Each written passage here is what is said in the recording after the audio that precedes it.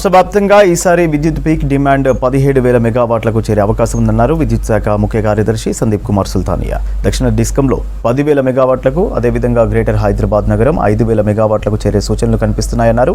Demand ఎంత పెరిగినా దానికి తగ్గట్టుగా సరఫరా అందించేందుకు విద్యుత్ సంస్థలు సిద్ధంగా ఉన్నాయని తెలిపారు.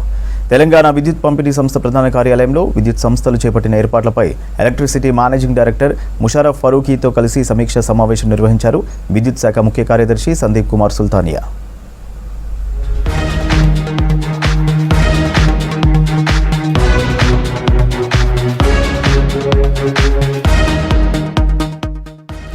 రానున్న వేసవి కాలంలో రాష్ట్రంలో విద్యుత్ డిమాండ్ వినియోగం భారీగా నమోదయ్యే అవకాశం ఉందన్నారు అధికారులు. రాష్ట్రంలో గత ఏడాది జనవరిలో పీక్ డిమాండ్ 13,810 మెగావాట్లు కాగా ఈ సంవత్సరం జనవరి 31న రికార్డు స్థాయిలో 15,205 మెగావాట్లుగా నమోదైందన్నారు అధికారులు. సీనియర్ ఇంజనీర్లను ప్రతి జిల్లాకు నోడల్ అధికారులను నియమించడంతో పాటు విద్యుత్ కంట్రోల్ రూమ్ 1912ను బలోపేతం చేశామన్నారు.